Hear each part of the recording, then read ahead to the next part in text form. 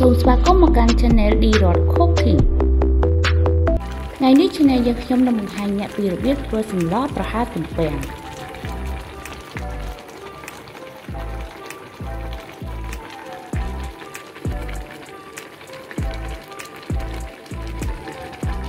គ្រឿងផ្សំមានសាច់ជ្រូកត្រីពោ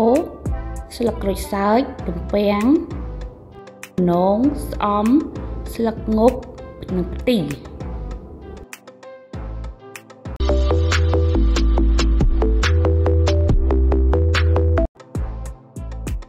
យើងត្រូវចាក់ទំពាំងជាចំណិត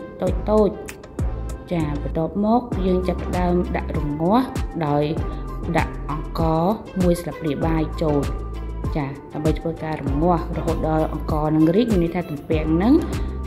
ចាបានសាបហើយគឺអត់មានជាតិរសជាតិល្វីងអីចឹងណាបងប្អូន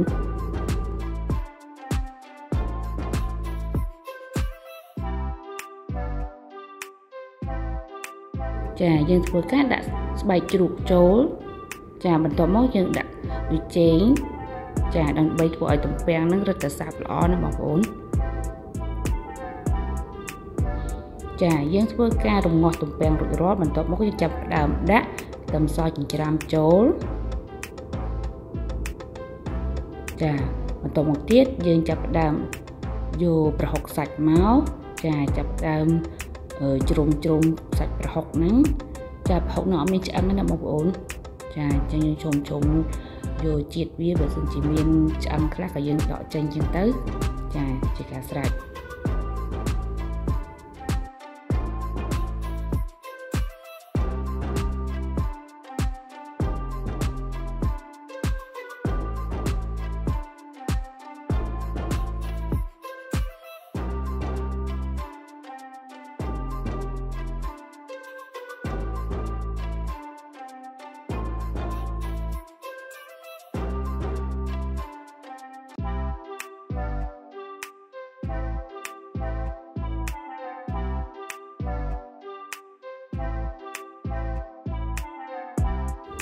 យើងចាប់ផ្ដើមដាក់សាច់ជ្រូកចិញ្ច្រាំចូល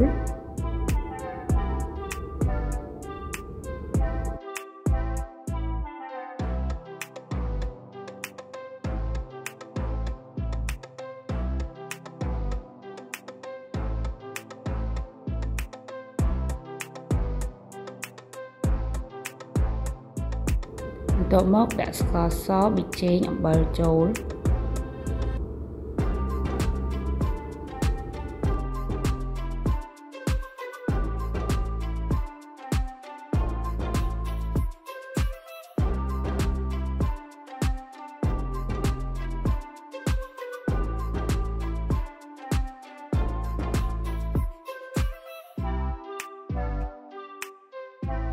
ពេលសាច់ជ្រូកឆ្អិនហើយយើងចាប់ផ្ដើមដាក់បន្លែដំណងចូល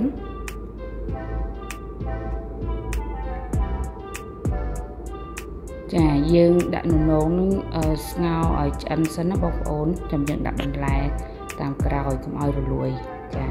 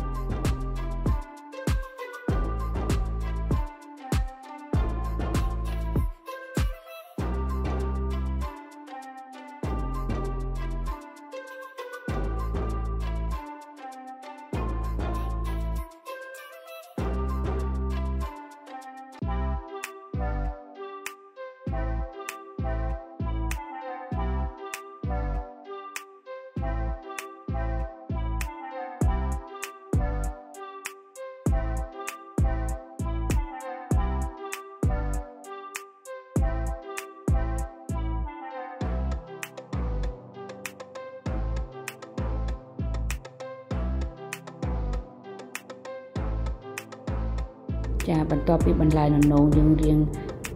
ឆ្អិនហើយឥឡូវយើងចាប់ផ្ដើមដាក់សាច់ត្រីចូល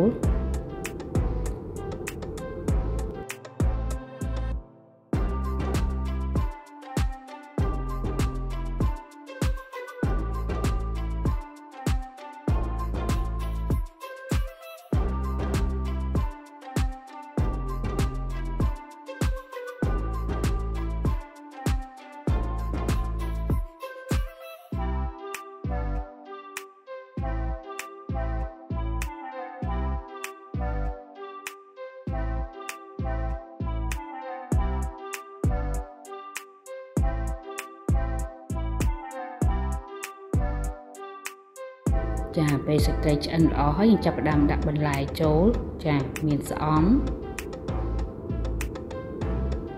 ចាមានស្លឹកងប់ហើយនឹងខ្ទិះ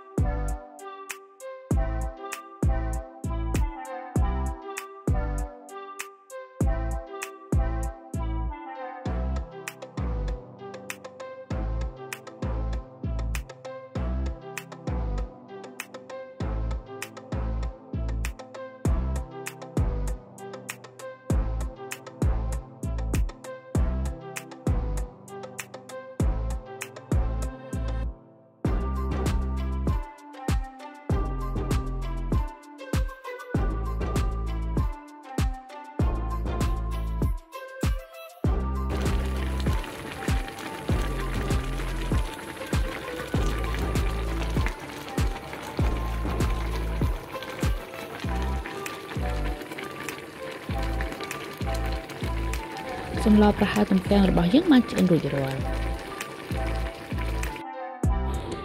សម្លនេះកាន់តែឆ្ងាញ់កាលណាយើងញ៉ាំជាមួយនឹងទឹកត្រីដាក់ម្ទេសសូមចុច Subscribe និងសញ្ញារូបកណ្ដឹងដើម្បីទទួលបានវីដេអូថ្មីៗពី Channel យើងខ្ញុំ